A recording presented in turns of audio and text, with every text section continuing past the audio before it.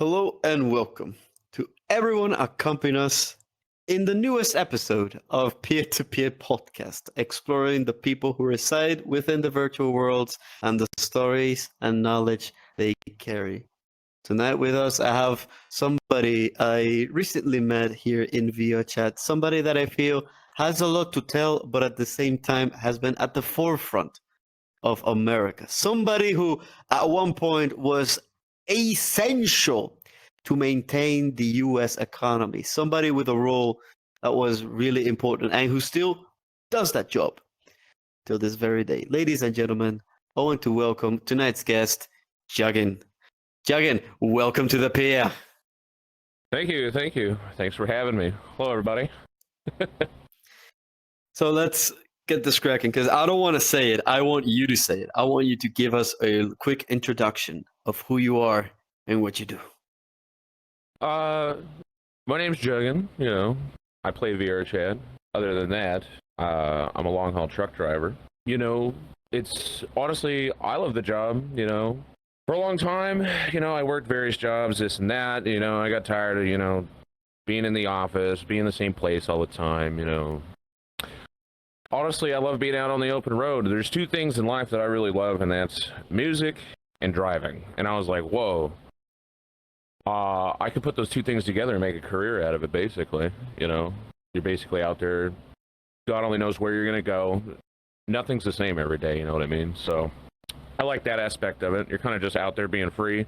You hardly ever have to deal with the boss, or you don't really have coworkers that you do have. You could be on the headset, talking to them. You guys are, oh yeah, where are you right now? Oh, I'm in Arizona. Okay, well, I'm in Oregon. I like the job. I think it's awesome. I mean, if it was up to me, I do as well like music and driving. I mean, I feel It's like nice. if you drive and you don't like music, that's on you because I feel like the two things pair really well together. But They are for some of synonymous us, for a lot of driving is people. pretty much just a means to get to our destination or to get to what we actually do as a job. Like driving Right. is not like it's just to get us to our job, but quite literally, driving is your job. Yeah. Well, see, that's the difference is a lot of the times, I mean, I do have to go through cities. Like normally I haul the mail from like San Diego or from LA, San Francisco, and I'll go out into the country, whether it's northbound, eastbound, whatever. But you do have to go through the cities, and it is kind of monotonous a lot of times, right? You're sitting there in traffic. I'm in LA, it's 5 p.m. The streets are not made for 18-wheelers. You're just like, fuck, I gotta make a right turn up here.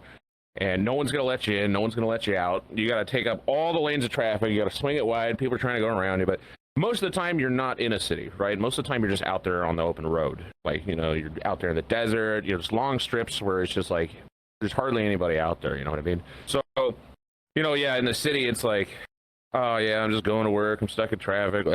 But I'd say 90% of the time, you're not sitting in traffic. You're out there you're just cruising along, going through some awesome, landscapes, going through all kinds of cool stuff. Like, I'd say my favorite, there's a connector, there's a canyon.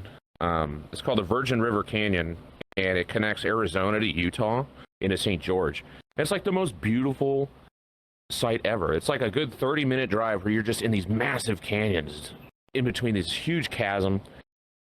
You're just going along, you're looking at all the beautiful view, all the just the landscape is amazing.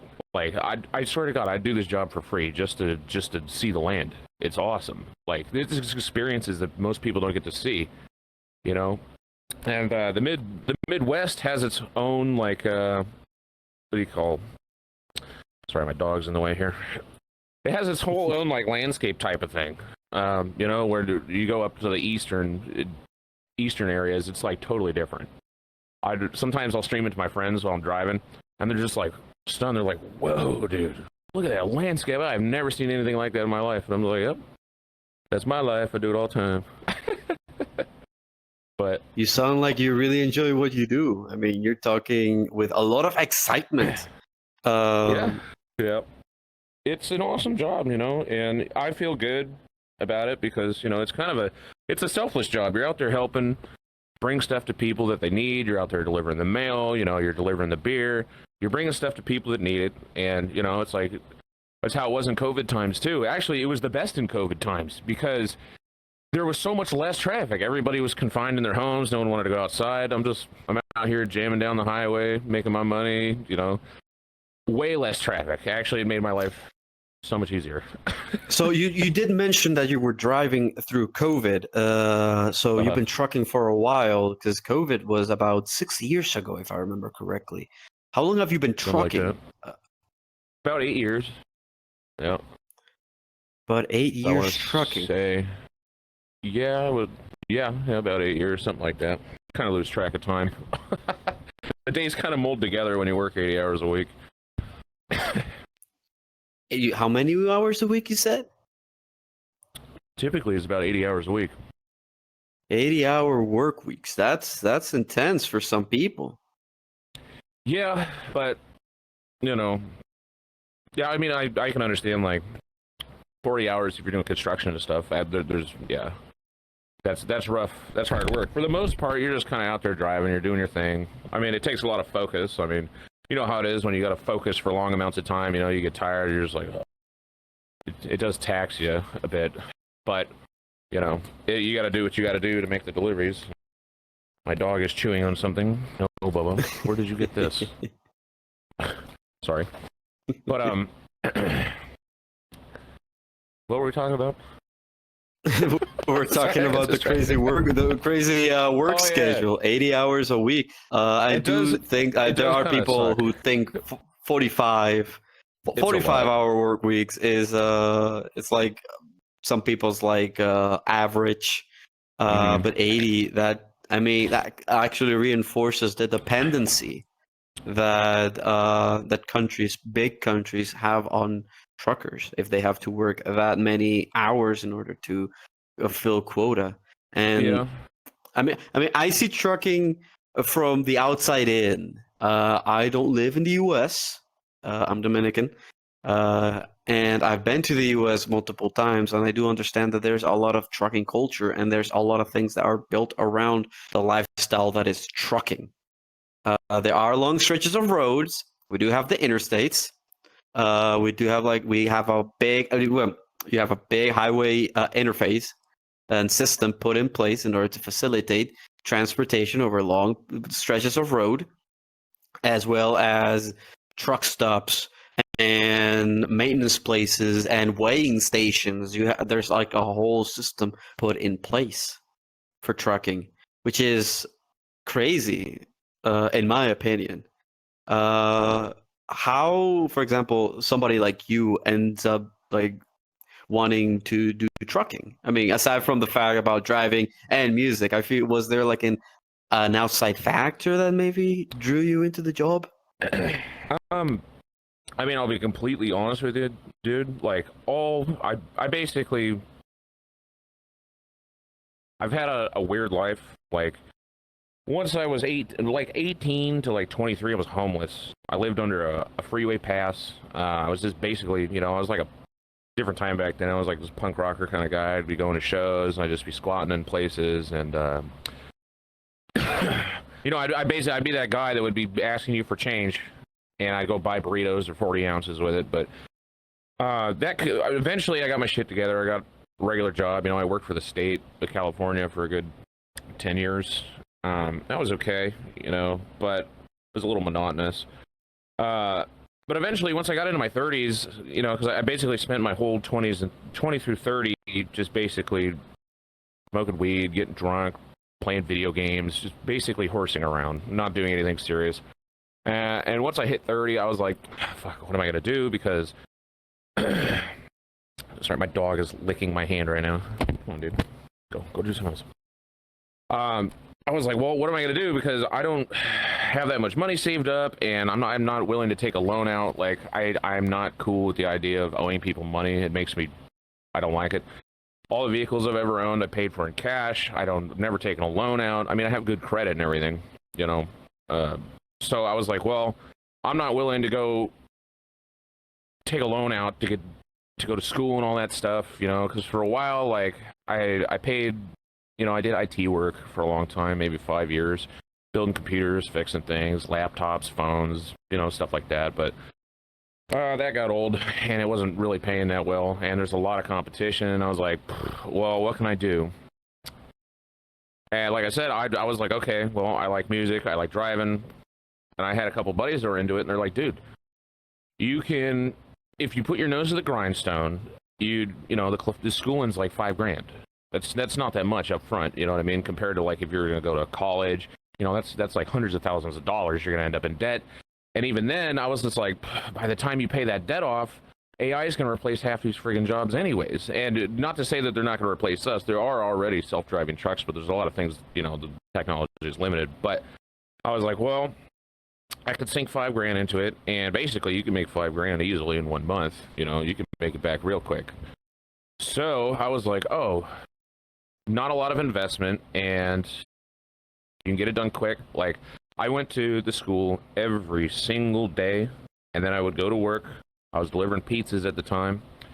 I did it every day, and I got from the first day of schooling to when I went to the DMV, passed the test, and passed the driving tests, the skills test as well. It was 19 days. I got it done. Now, that's not to be like, oh yeah, well, you got to experience this and that. It's just to pass the test. The hard part is finding a company that'll take you with no experience. But you get out there, you do it. There's plenty of people that will hire you. So my idea was kind of like, I don't want to sink a ton of money into a career, because even if they do end up automating trucks, I didn't invest $100,000 into getting into it, right? I only invested $5,000, and I've made infinitely more than that. So that's why I was like, when I hit 30, I was like, all right, it's time to stop horsing around and, get a career. That's how I kind of got into it. Because I did have a few friends that were into it, and they're like, come on, dude. Come on, we'll show you the ropes. And I was like, okay, cool.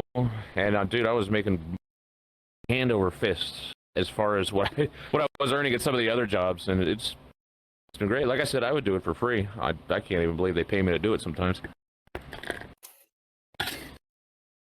I mean, that's quite the story you got there. Rags, I'll call it rags to riches. I mean, I don't know if say riches, but like you. It's not riches, but it's better than it's not riches, but you overcame you were at the bottom, and you worked hard, and you overcame obstacles, and you managed to land at this position that you actually feel really proud of. Yeah. At least from what you tell me, you do talk about trucking in a very glamorous way. And I mean, thus far in your 8 years, have you, like, there hasn't been anything wrong with trucking, like, from your perspective? There's plenty wrong with it. Oh yeah, there's tons of things wrong. I mean, like I said, you gotta work extreme hours. You gotta be.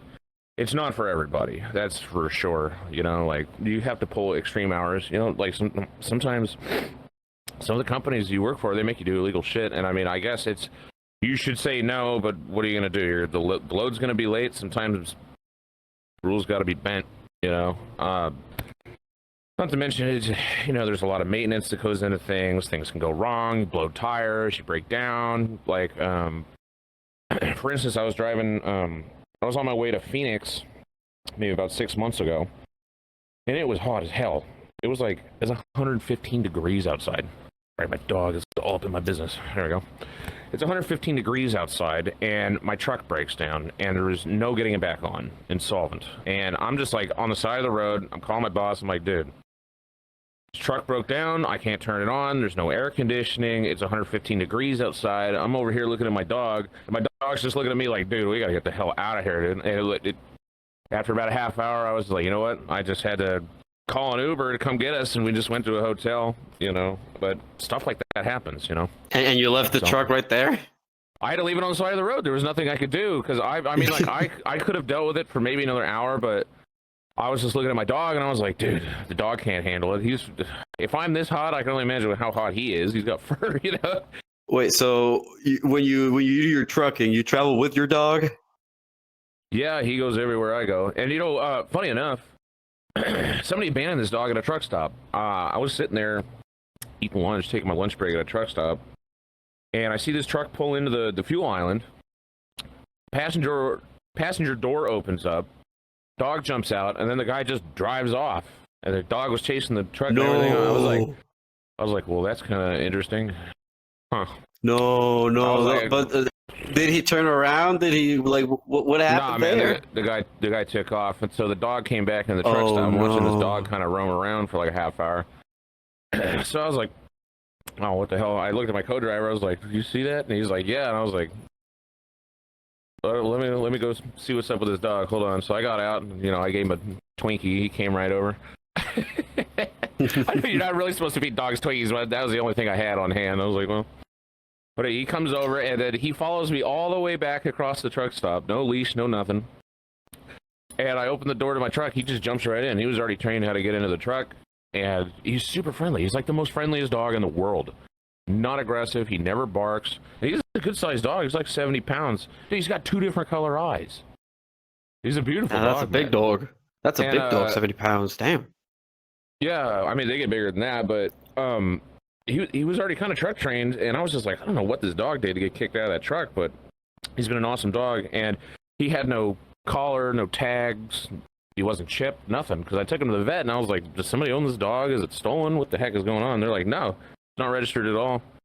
I was like, I guess he's mine now, and he's been with me. So you took in a stray from another trucker who just left him and never came back? You couldn't really call him a stray, but I mean, he was forgotten, left behind.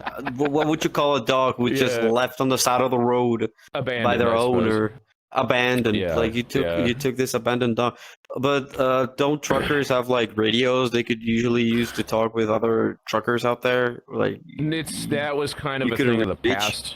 I mean, most American truckers have it, but there's a ton of like foreigners that are in trucking. None of them ever have radios. I mean, some of them do, but it's kind of a forgotten technology, the CB radios. Those who know, and like if you pay attention, next time you see trucks driving down the highway, you could tell if another person. Oh, dude, chill out.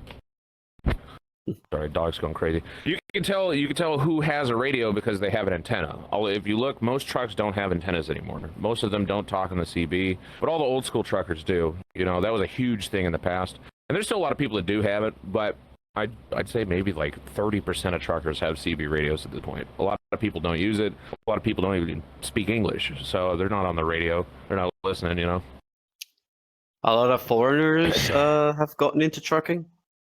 Yeah, that's been another thing. There's a lot of countries that come over here and they just labor dump on the trucking industry, and it's been a huge problem. I don't know if you've seen some of the.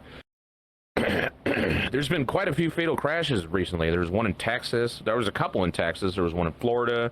There's been like 3 or 4 in California. But usually it's people, because I mean, it's people who don't speak English. They can't read the signs. They're not even supposed to be here. They're not even supposed to be in a truck. These are dangerous machines. There are reasons that we're professional drivers. You know what I mean? And a lot of these, like, I don't know if you've seen like on the news, that recently they withheld something like $200 million from California because they weren't complying with the Department of Transportation. They were not enforcing you have to speak English. They were not enforcing you need to have a residence. They were not enforcing all these things that were causing all these terrible deaths, from people who aren't supposed to be driving in the first place. And the issue is they go to California, they get a fraudulent commercial driver's license. There's a huge scandal that got busted where they're basically the trucking schools where foreigners would come in and they'd pay them money. They wouldn't train them at all, but they would give them what they need. They'd say, yeah, they completed training. And then they go to the commercial DMV, and they would slip the person to the DMV money, and they'd just give them the license without having to pass the tests and stuff. And that got that kind of got exposed, I don't know, a few months back. But the problem with that is California. When you hand out fraudulent licenses to people, these people go all over the country. They're not just in California. They get the license in California, and then they call off to other states that are not participating in this fraudulent activity, and they haul off and kill people that live there because they don't know what they're doing. Imagine this. Say you were to go to like South Korea or something, right? A completely different place. You've never been. You don't know the language. You can't read the signs. You don't know what the speed limit is. You don't know what the clearance is on bridges. How high is, am I going to hit the bridge?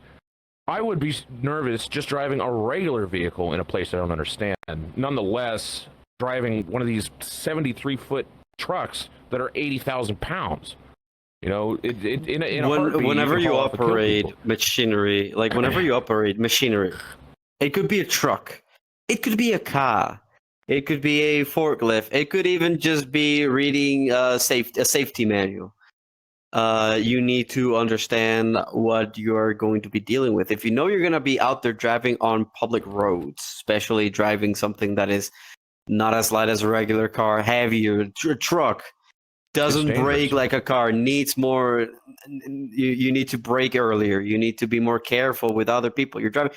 You need to be able to understand all safety signage. So exits, speed limits, everything. And if you're not able, that's why, for example, on planes, whenever you sit on the exit row, they ask you if you're able-bodied, if you speak the language, so you could assist people.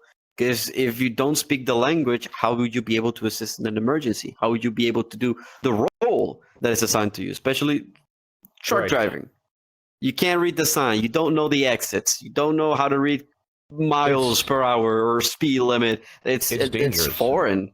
It's foreign. And if you do, it's not only that. It's a lot of it comes to you being able to identify problems. Hey man, this tire doesn't look good, or hey, my airlines look bad. Like the other day on not the other day, maybe like 2 years ago, there was a guy on I-70 in Colorado, and when you're coming down into Denver, it's a huge 8% grade.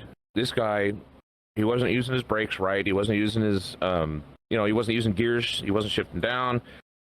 He's just in an automatic truck. He's just ripping it. And I guess he burned his brakes up. So this guy goes flying down this hill, this mountain, going like 90, 100 miles an hour. Killed 18 people because he didn't know how to use. Oh man! He didn't know how to use the the Jake brake, the compression brakes. That type of stuff is important. And it's like going in for a test at school, right? And using AI to pass it. Even if you pass that test, you pass, that job, but you don't know.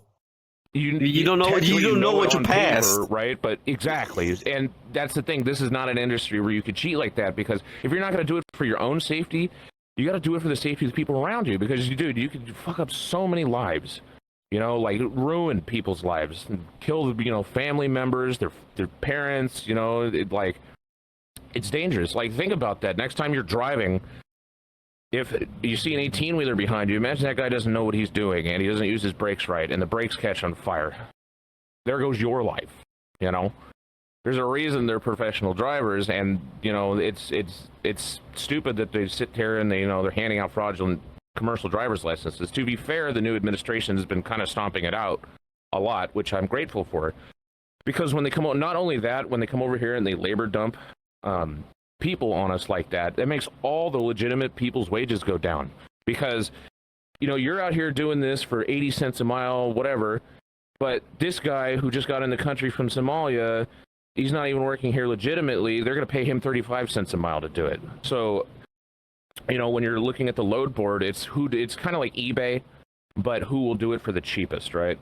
It's like a contractor thing. So when this guy's going to do it illegally for half the price, because that's still good money to him, it screws up everybody else who's here legitimately doing it. So all of our wages go down. The price of freight goes down. It's a whole issue. I'm glad they're kind of stomping it out. To be honest with you, it's dangerous and it's not right. I mean, I do know cases of people from, say, Spanish-speaking countries who do what you're describing. Is it only limited? I mean, that's what the media usually portrays. The media usually talks about people from Mexico or other countries from South America.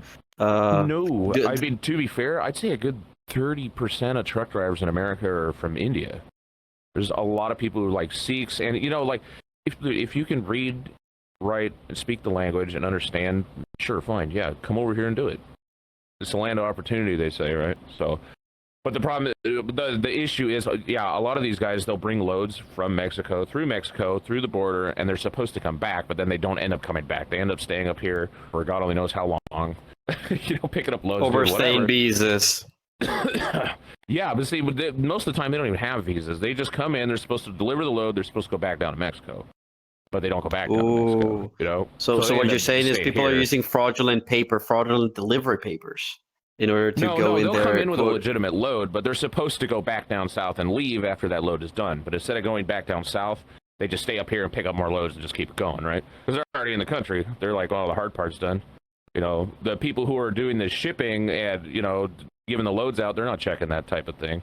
They're just like, yeah, all right, you won? Cool. All right, come pick it up. But how come aren't there like more security, or not security, but police effort in those states that where that sort of behavior usually happens? Like one would believe with many cases of something illegal going on, law enforcement would do something about it. Well, the recent administration change when Trump got in office, a lot more states are doing it, but there's a lot of places like, for instance, California, where all this fraudulent stuff's going on, where the Department of Transportation said, hey, you need to be checking if these people speak English. If they can't speak English, you need to put them out of service. And our governor, Gavin Newsom, directly told them, no, do not enforce that. Let them go. Don't even inspect them. Don't worry about it. And, our governor in California is... I'm not going to get started about that, but there are places that they're just willingly not enforcing it because they're just like, no, we need them, this and that, and then they end up hauling off, killing a bunch of people. But in most states, they are trying to enforce it, but you got to understand, like, when you got like 300,000 trucks rolling through a way station in between states, that's a lot of people. You can't really go through all that with a fine-tooth comb. A lot of stuff will slip through the cracks, and they do inspect people, and they have been putting them out of service recently. But, people are always going to do illegal things. It's just how it is, You can get away with something a million times, but it only takes once to get caught, So, wow. Some people live like that. It makes you think. I mean, one would think trucking would be mostly filled by Americans, or even like I do know there was at one point a trucker shortage, and they were hiring a bunch of students, like 18-year-olds, teaching them the ropes like early on, just to fill those roles. But you're actually putting light into a serious problem, because now you're actually making me think like there might be sure, there might have been a shortage, but now this shortage is not only being filled by, say, recent high school graduates, but as well as illegals, so people who do not fit the rules, or are abusing said system put in place in order to get those jobs and be able to charge cheaper. The media portrays, oh yeah, there's a driver shortage. There's no driver shortage. It's that the thing is, when they all come in here and they lower our wages like that, there's a lot less Americans that are like, dude, I don't want to work 80 hours a week to make this kind of money. I can go to do something that's majorly easier. There's plenty of Americans that are willing to drive trucks. They would get back in the trucks. It's just like the wages are kind of low. They've been at a record low for a long time. We're making as much as people did in like the 90s. It's kind of like how the whole kind of job market's kind of like that right now, where it's just like price of living goes up, but your wage doesn't go up. You're still stagnant down here, and there's a lot of people are just like not willing to do that anymore. They quit or whatever. But if they just, if our wages went up and, they're kind of getting a lot of these people who are not supposed to be here out, the wages kind of have been going up. So you'll see there's plenty of Americans that are willing to drive the trucks. It's a like I said, it's working 80 hours a week and you don't get to go home between your shifts. You're sleeping wherever, like when you have no home, everywhere is type of thing, It's a lot. A lot of people can't deal with it. A lot of people can't even drive these little cars crashing. Especially when it comes to like rain, snow, blizzards, all kinds of stuff. It's definitely it takes a toll on you, for sure. It's a lifestyle. You got to be willing to work extreme hours, go all kinds of crazy places you've never been before, deal with people, dealing with people in traffic, hyper aggressive people. They're driving on the shoulder to get around you, like I get why a lot of people don't want to do it, but I still think there's plenty of people out there that would be willing to do it if they just paid us better, If there could be something you could say to that demographic, to those people that are thinking about getting into trucking, or maybe they're not fully invested, maybe they just need that like little push in order to get into the business. What would you tell them? If you're interested in it, if you're good at driving, it's like I said earlier, it's not a lot of investment to get into it. You spend $5,000, you go to school for a month, you do the training, you get into it, right? So it's not like a career that you have to stick with your whole life. It's not like, oh, well, I just went to college for 8 years, now I'm in this profession, this thing. If you find something else you want to do, you could drop it. You make $5,000 in a month easy. You make that money back in no time. So it's not like you have to permanently stay in that position. It is an easy way out for a lot of people, as long as you use your brain and your eyeballs at the same time while you're driving. You'd be surprised how many people don't. But it's not the hardest job in the world, but it is somewhat taxing. But there's a lot of people out there that are they like traveling. They like being out on their own. They don't like being told what to do all the time. They don't like being in the same office space. If you're a blue collar guy and you don't have like a ton of money to invest, and you're like, well, what the heck am I going to do? It's an easy way out, and there's a lot of life experiences you get to have. Like I said, it's not only a career, it's also kind of a lifestyle. You get to experience a lot of stuff you would have never thought. You get to see a lot of things if you're into traveling, all that stuff, but like I said, it's not for everybody. You do have to work extreme hours. You got to go through a lot of stress.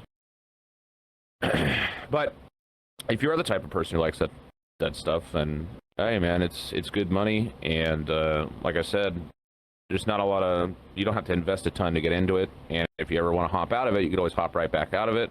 If things don't work, you already have that commercial driver's license, you could just hop right back into it, you know what I mean? It's not a bad backup to have, or to, save up money, get started on something else. If you do want to go to college, do something else, you can always, you could always go do like local work. There's plenty of local drivers, there's still, most local drivers are making like $1,500 a week, and you go home every night, So local stuff is still good too if you don't want to fully commit, It's decent money, man. Like I said, you don't have to invest a lot to get into it, so it is pretty cool. I don't know what's going on out there, but it's okay. Yeah. I did hear it though, but it's all good. No, but it's still fairly interesting. One would think that the life of a trucker might be not that glamorous, or might be tedious. Yes, you did mention that the hours are long, but if one is willing to put up with it, it's still a really good choice. And hey, like you said, you are exploring the country, traveling the country with your dog, getting to know all of these beautiful places. It's actually quite endearing. Especially for whoever finds the lifestyle interesting. Like, these are the statements from a trucker who's been driving for 8 years. But then again, you said 80-hour work weeks. Now let's go into VR. Let's go into VR. How did you get yourself into VR, especially considering that crazy work schedule? To be fair, I was playing VR before I became a trucker, but it was a totally different headspace back then. Like, back then I was playing VR as an escape from reality, where now I'm just playing it as a break from reality. VR, I mean, for me, as of right now, I go out usually a week or two at a time. I come home, you get 2 or 3 days. When you're in your truck by yourself, you don't get a lot of social interaction. I mean, there's a radio and stuff, or you can call people on the phone, but it's not the same. You know what I mean? It's not like the it's not like hopping in VR. You go drink, talk to people, see all your friends that you've known through the years. It's a good little social outlet for me, But there's a lot of people who take VR to the extreme. But I'm kind of just here to socialize, drink, have a good time, see all my friends I've known through the years, and VR is an excellent tool, for socializing, because I don't get a lot. You don't get to socialize a lot when you're driving a truck all the dang time. So it is a good little outlet. You get to go home. I find it better to get in VR and have a few drinks than it is to like go to a bar or something. Because then you got to be like, how am I going to get home? My car is here. What happens if you got the whole gambling thing? Or like, should I drink and drive home? Oh no, I don't want to do that. Because if you lose your license, you lose your career, and it's not worth it. So plus it's infinitely easier to socialize in VR, I think. So I mean, you meet people from around the world. You meet people from around the world. You never know. Absolutely. You never. It's like Forrest Gump once said, "Life's like a box of chocolate. You never know what you're gonna get." Same here in VR chat. For sure. Oh yeah. It's been an awesome tool for me, honestly. This game has honestly changed my life. The way that I socialize, for sure. Like when I first started playing this game, I was terrible at socializing with people. It's an excellent tool for people to hop in. You get real life experiences. You're talking to people. You're, like if you're shy or whatever, it's a place you can work on conversing with people. Not to say everybody in here is great. In fact, you gotta sift through the sand before you find the rocks, right? And that's kind of how VR is. To be fair, there's a lot of I feel like any social game is like that. Not only VR chat. I feel like that's how anywhere friends are in real life too. So you gotta sift through the bad ones before you actually get to the good ones. Right. Mm-hmm. I mean, it's been a good vice, man. For me, it's been a good vice. Honestly, I love VR. This is awesome. The thing is, it's hard to get into it because it's somewhat. It can be awkward. Like I've learned in VR, there's two talent trees you go down in VR. You go down the anime character route, the e-boys and the e-girls, or you go down the furry route. And every so often there's a hybrid in between. But like the first year I was playing this. I was going to regular drinking worlds, and I'd hang out with, I didn't even realize that all these furries played this game in the first place. When I started playing this game, I was like, man, fuck the furries, burn them, I hate them, like, I didn't like them at all. But then, I hung out in regular lobbies for a long time, and eventually I found this world called Drift in VR, and it's an awesome, awesome world. And I started frequenting that world a lot, and I noticed there's always furries in there. And, over time when I was in there, I got to know a lot of them. And I actually come to learn that a lot of them are super chill. Actually, a lot of them are way more easier to talk to than most of the anime avatars and like drinking worlds and stuff. Like, I feel like half the time in regular worlds with anime avatars, it's always just like some muscly dude with tattoos standing over some woman just being like, oh, my Discord kitten, and it's just like, that's kind of, I don't know. Not to say that doesn't happen in the furry worlds, but it is like, come on, dude. Come on, man, just go to a bar and talk to women. What are you doing on VR trying to mac on women? Like, come on, man. Life ain't that hard, bro. I don't know. I've just found, after the first year, I started hanging out with a lot more furry people, because the furry avatars are just way more diverse, Look, you're a shark, I'm a rabbit, 1 minute you could be hanging out with this, 1 minute you could be hanging out with that. It's so diverse, where I feel like a lot of the anime avatars are just like, they all look the same, pretty generic looking for the most part.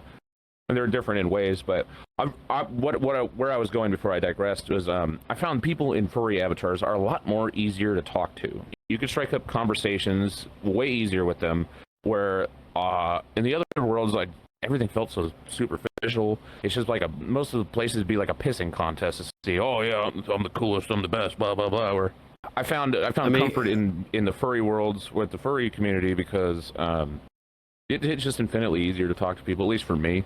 Not everybody's not so judgy, and conversation just flows much better for me, and that's why I was like, oh man, shit, I guess I'm a furry now. And then I made this rabbit, and I've had it for a long time. I have a story just like yours.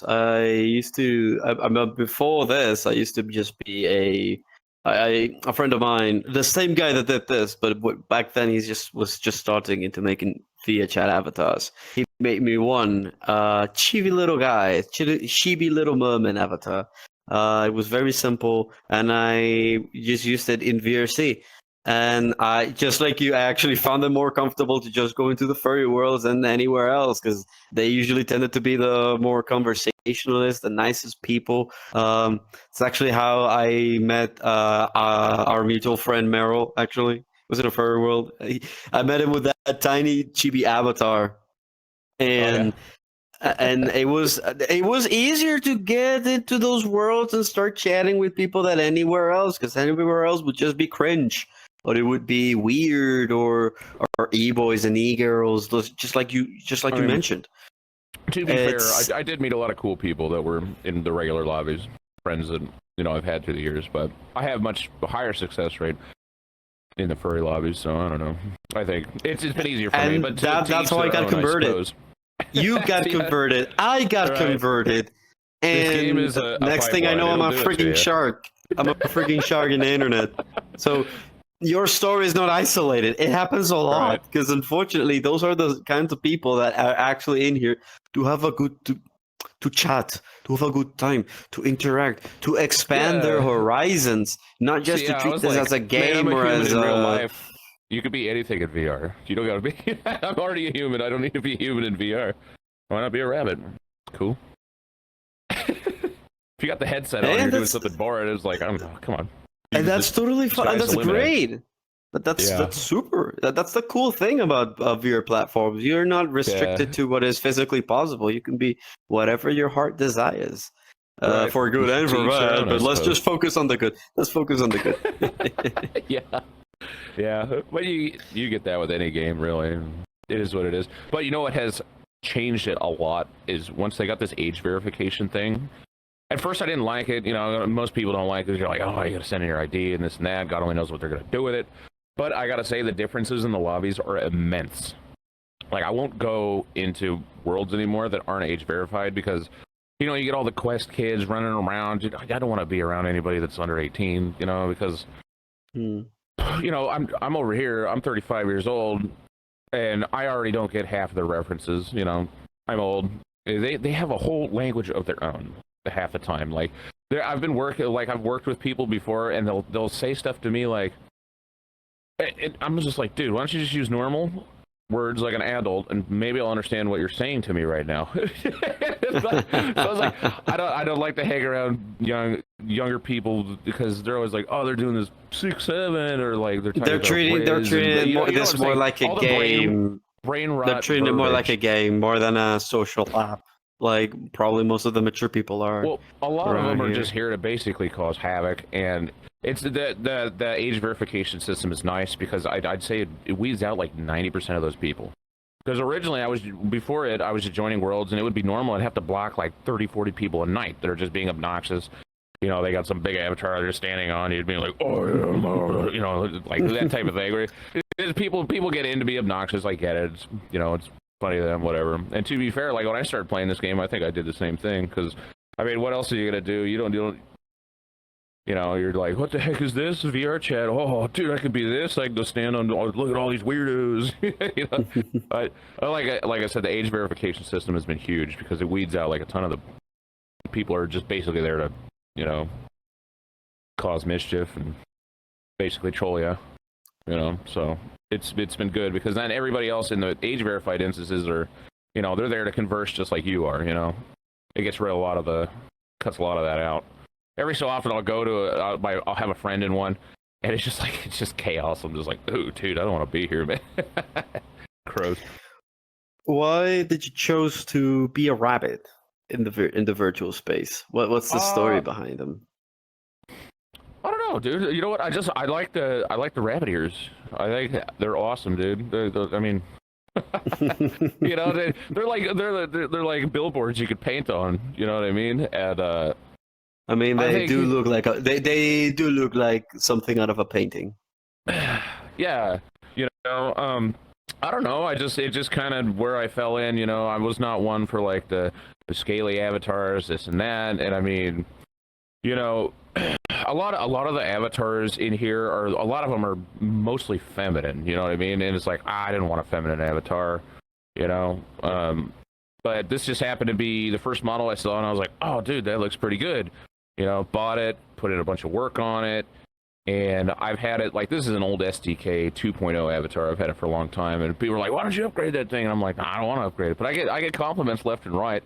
You know, people are like, whoa, dude, cool ears. You know, like, I got all these, you know, things on my arms. And, like, I could change, you know, the ears. I got a million shaders out here. So I got this avatar and I just got invested into it. And I was like, you know what? I'm just going to stay here. It works for me.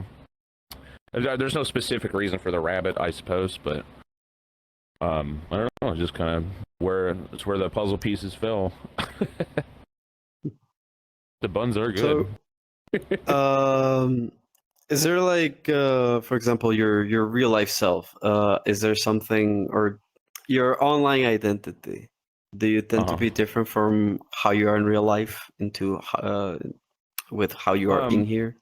Depends on friends groups, right? Like I've been playing games forever, right? Since like 2000.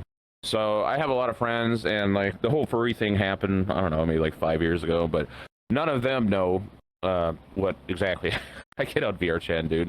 But it's like a need to know basis, you know, because it can change people's opinions on you in a heartbeat. You know what I mean? To most of the world, it seems taboo, you know.